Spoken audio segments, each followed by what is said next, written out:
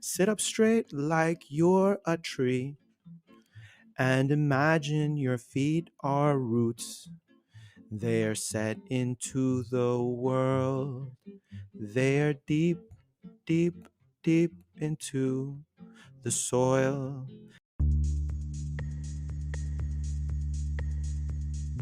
This is The Butterfly Effect, a podcast that shows the big impact a small action can do. Tali Orad is talking to those special people that make a difference with nature and trees.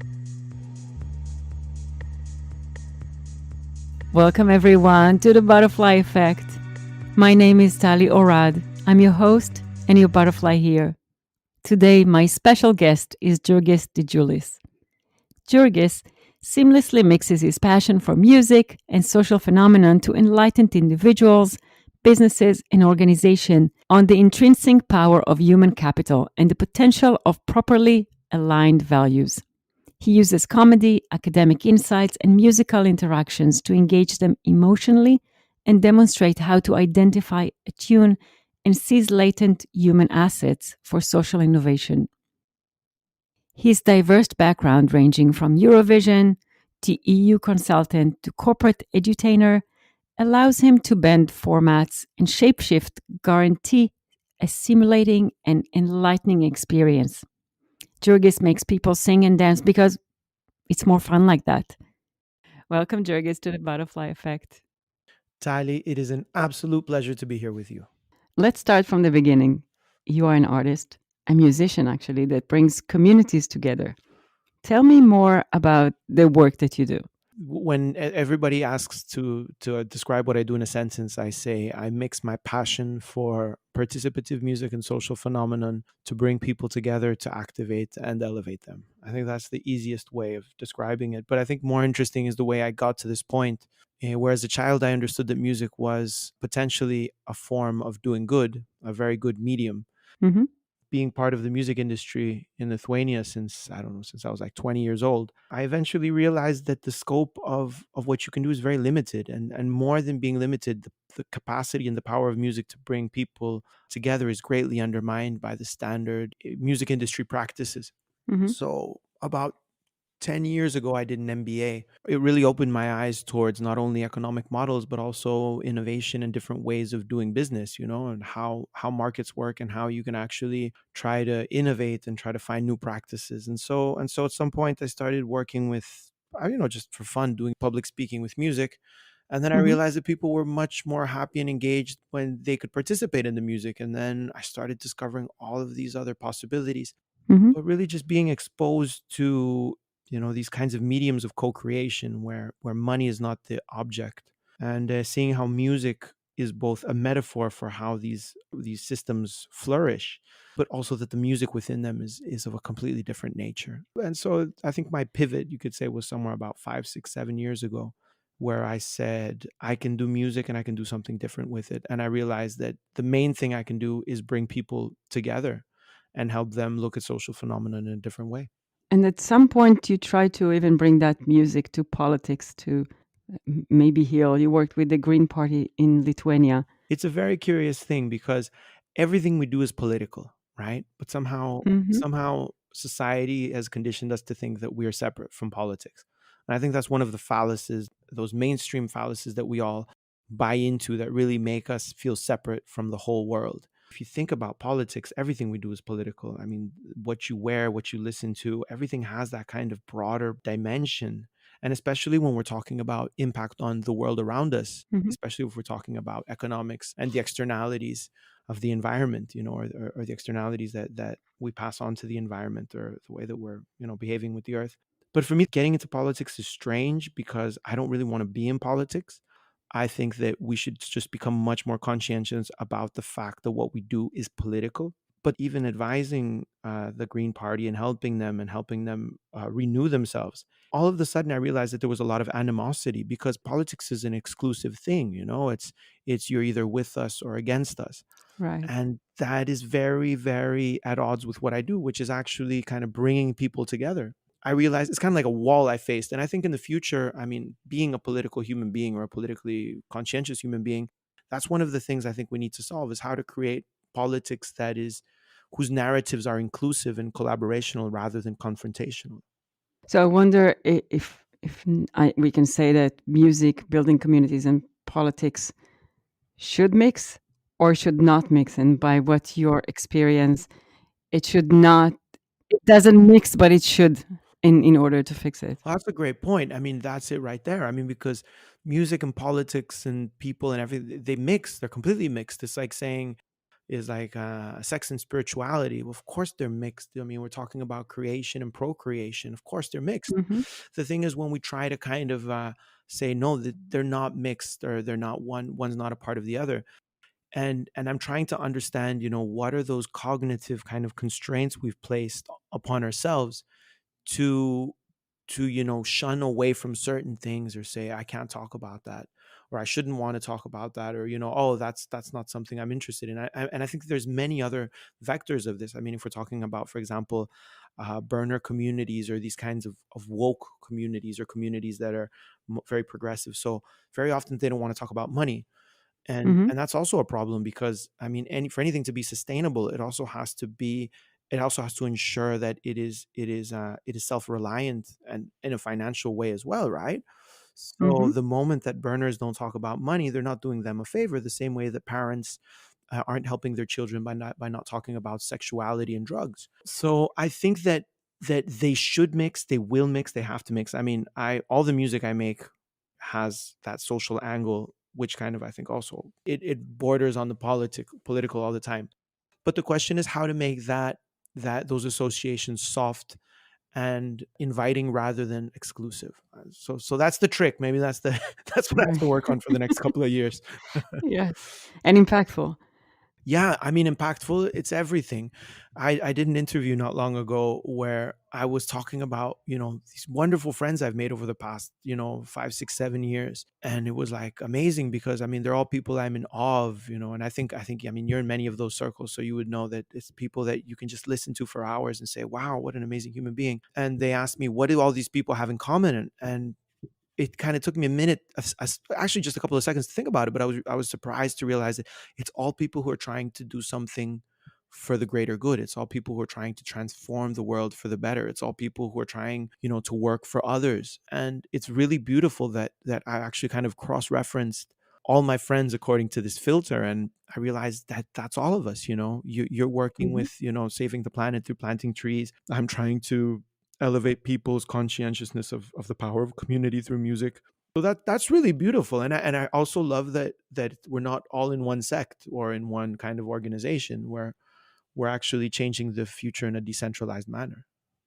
By the way, Jurgis, congratulations on becoming Climate Pact Ambassador for the European Commission. Yeah, it's really cool, because I mean it's something that I've been working on for a very long time, sometimes more, sometimes less, as a person who's really concerned about his children and I have that kind of climate anxiety. So it's really nice that the European Commission, and especially the whole idea with the EU Green New Deal, is trying to engage people in the EU in understanding that political change can not only come from above, it has to come from below as well. So it's a cool recognition, and I'll try to do my best with it in the future. I know you will. And you're also a 1 trillion ambassador, helping us spread the word. First of all, thank you for that. And second, what made you join us? I was really just kind of really excited about, the whole thing. You'd pivoted into communities really looking at how they're planting trees rather than just planting trees for the sake of planting trees.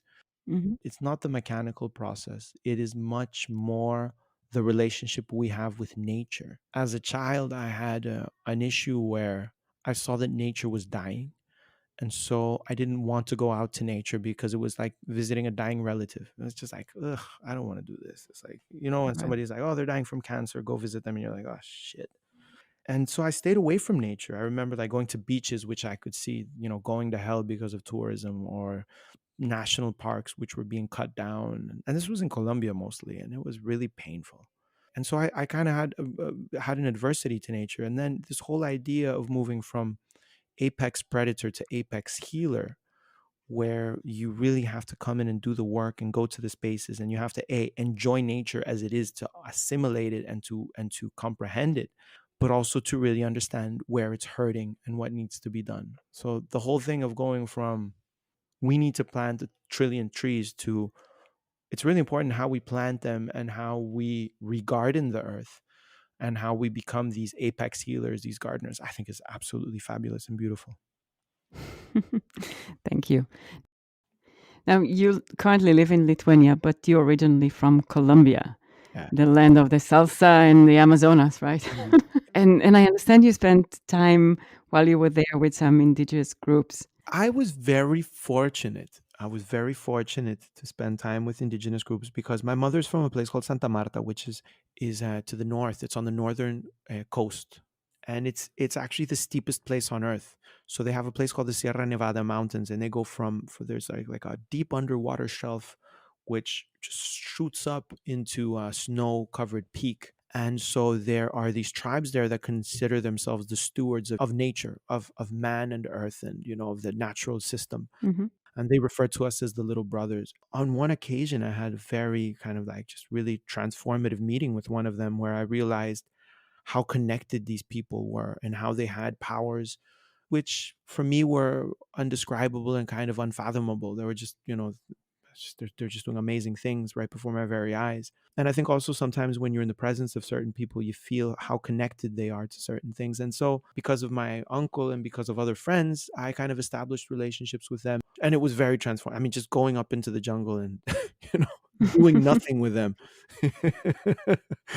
is as transformative as it can sometimes get. Can you share an experience you had with them?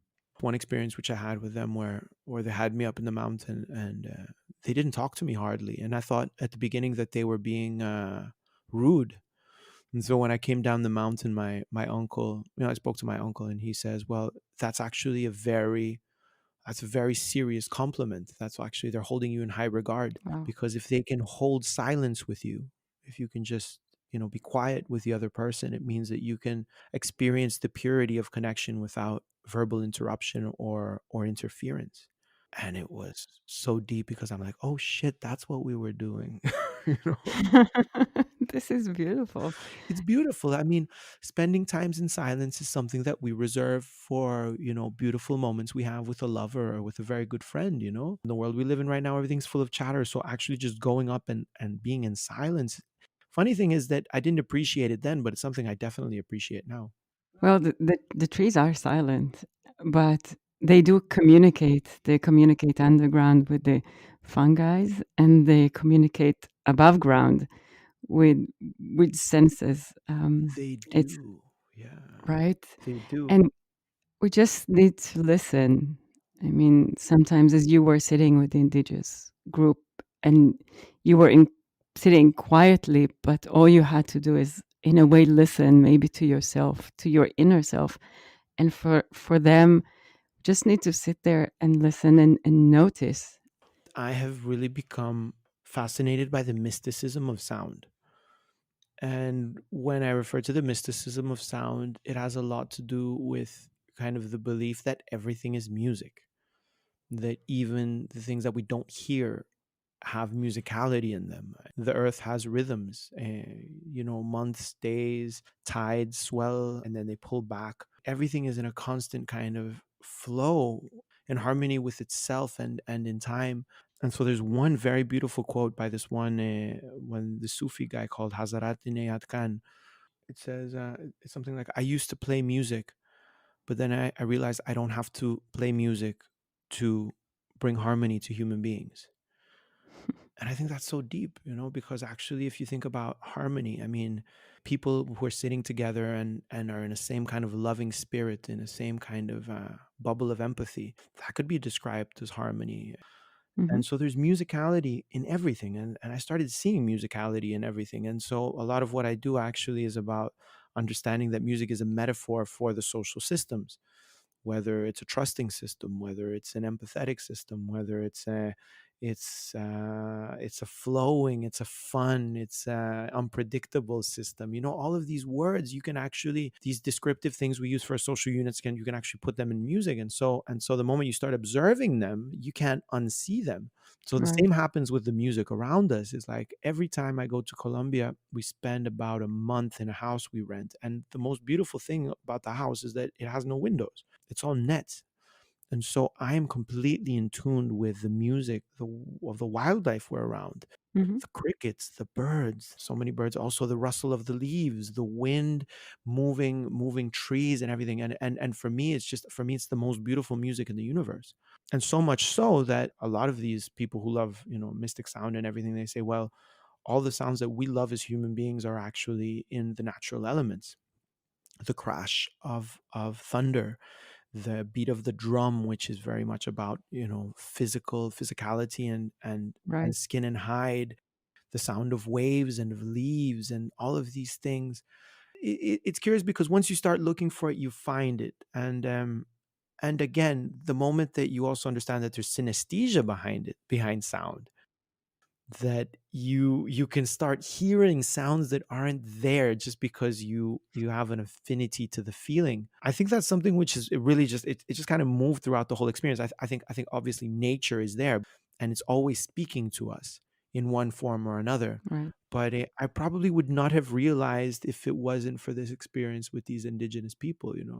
I started to listen more, just, listen. And the moment, for example, I even invite people who are listening to this podcast, right after the podcast, just take a minute to listen to what is happening around you. Really, really get into, and you can think you're in a silent room, but you're never in a silent room. There's always something happening. There's reverberations, there's something happening outside. And so becoming very, very acute to those sounds, very aware of them, will expand so many horizons. You remind me of the biologist David George Haskell, and he listens to tree. He even wrote a book, "This Song of Trees," and I think it's stories from nature's great connectors.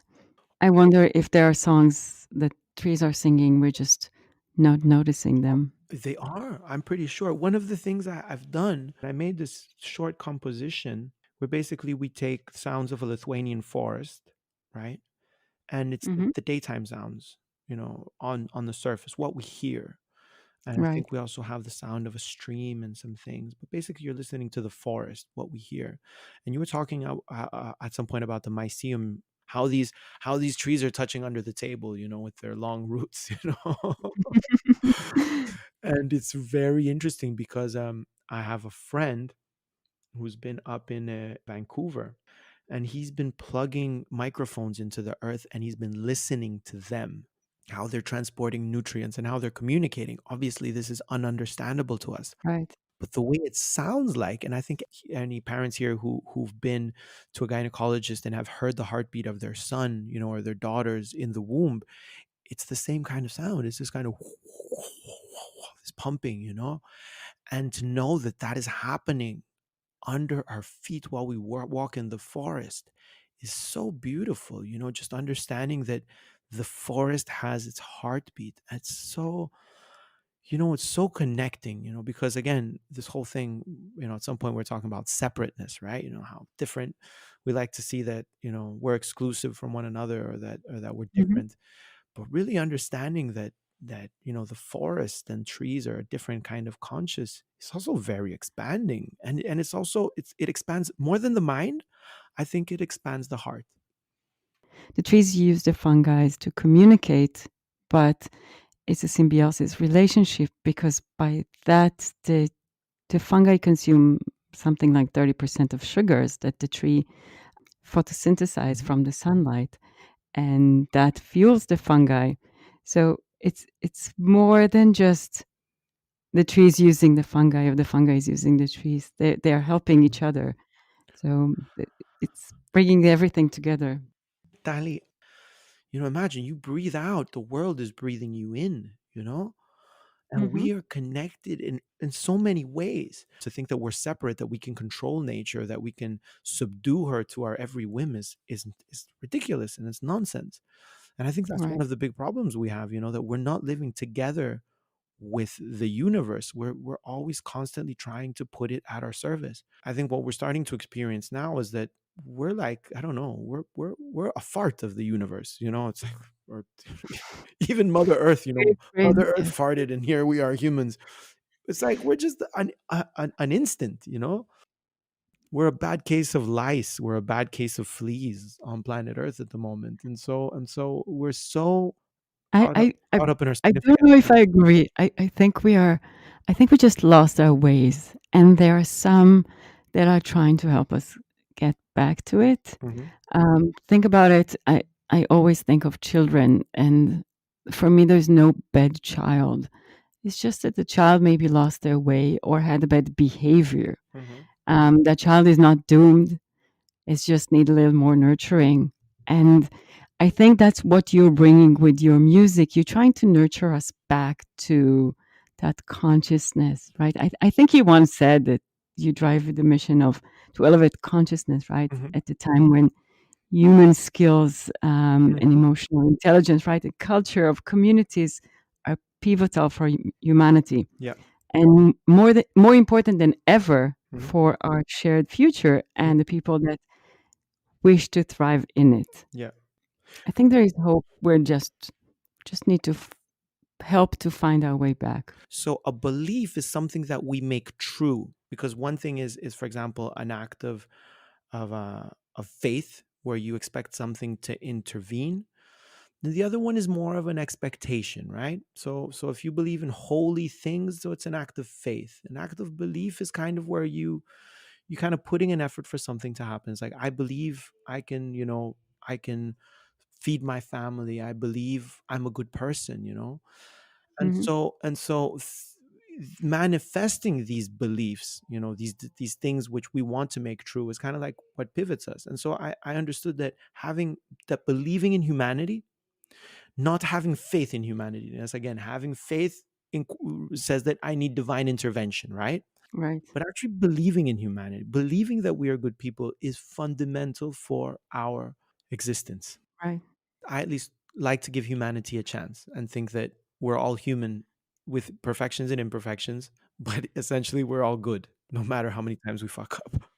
okay, enough talking. Show me an example of that magic with music. Show you an example? Yes. Well, hold on. All right, lovely. You should hear me well. Is that right? Yes. All right, so the idea is that music kind of reveals my demeanor and my pulsation. So if I was singing right now, my voice would be calibrated, or it would be synchronized with this beat and with the mood of the chords that I'm projecting through this instrument. But what happens if I create a space within this kind of meditative experience for other people to get involved and to create a kind of collective meditation, right? So, Mhm. in a space where you were used to just being silent, right, and just surrendering your attention to me, I go, hey, maybe I can let you color this composition with your colors, with your emotions, with your intention. And that in itself is an act of trust, right? So once people feel that the musical space is open, they start participating. And like in every social unit, we start establishing rules and frameworks very, very quickly. So now you're still listening because I'm still playing. But what if I say, Tali, you can get on top of this music? No, I can't. You can't? Okay, let's go. Let's do it. No, you're here with me, of course. I'm here There's just with you. music in the background. I mean, see, that's the thing. I mean, it's a bit difficult when you don't have eye to eye connection, because you're actually, the more you limit the points of reference, or the sensorial connection points, the more Mhm. you limit human bandwidth, right?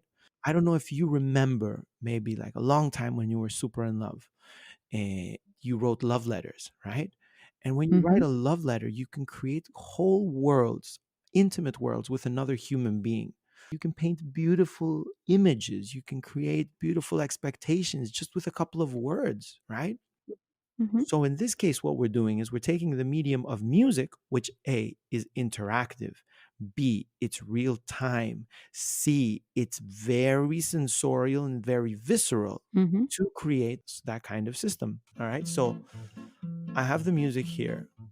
And let me ask you, what would you like to bring to this song? What would you like to bring? What would you like to bring to this song? What would you like to hear in this song? How about going back to childhood and my memory as a kid climbing a tree? Climbing a tree. So we imagine feet on branches. We imagine hands on trunks, right? Mhm. We imagine feet on branches. We imagine hands on trunks. What else do you remember? I remember my family looking at me. And your family looking at you. Mm. Can you try that with me? Yeah. Mm. Mhm. Mm-hmm. Mhm. I got my family looking at me, telling me to get down off that tree. Spot on. Mm-hmm. Mhm. Mm-hmm. Mhm. All right. So now imagine we are a long way away. And so we need to rely on the medium of word and music, but we can experience something together. Try this. Sit up straight like you're a tree and imagine your feet are roots. They're set into the world. They're deep, deep, deep into the soil, and they expand outwards, and you feel your hands are lifting like they're branches. You can put them up in the air, extend those fingers outwards, taking in all the beautifulness of the world without care, without a worry at all. Just happy to be, just happy to breathe. That was beautiful, Jurgis. Thank you. So, what's the secret? How do you do it on the spot like this? When I play music, sometimes I feel I connect to somebody else who's inside, the other who's inside of me. Mhm. And so in a space where you have one, all of a sudden you have two.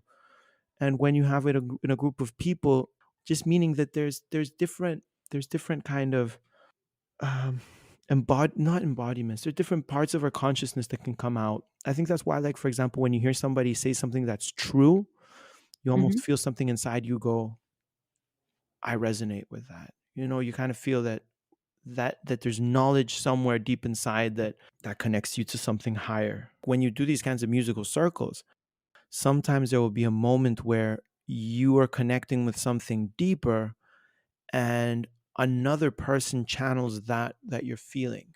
And that's a really beautiful feeling. That's really something exceptional, whether it's because you feel that there's a very deep affinity of aesthetics and a sense of values, or because we're actually connected to something deeper.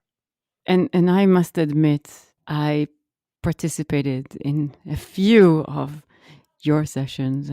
We've been friends for years in Burning Man and in different areas, and it somehow feels like, and I'll give the analogy of forest, like we're one unit. This Yeah. group of people is one unit, just like those group of trees that are some small, some big, some different species, but we're all unit communicating through that music, through that fungi underneath. That's the beauty of it. It's really lovely that you use that analogy, because I try to stay within the secular realm. I mean, I do a lot of work for companies, organizations, which need a little bit of a boost, which need a little bit of, edutainment, as I call it, education with a little bit of rocks in it, or entertainment with a little bit of depth. Yeah. In any case, what is for me the beautiful part is when all of the sudden people go, there is something deeper here. And I just experienced it. And whether it's, in the form of fungi under our roots or something, but you feel that we are deeply connected on some way. And I feel that that's enough sometimes, just like to take away a veil of separateness. You pull it across, and once you pull it across, away from people, off of people's eyes, they start seeing something else. Does that make sense? Yeah. So for me, I try not to do too much work. I don't know if I do not call it much work, but well, you do something. Oh, but like I don't pretend to be like a healer or a shaman or something. I even avoid the word facilitator. For me, it's much more interesting just to help people see something, like just an act of quick revelation. It's much better when you let people make their own truths. I think the Zen Buddhists are all about that, where if you think you can describe it, if you think that you can put it into a book, if you think that you can sell it and become a guru which explains everything, you're probably full of shit.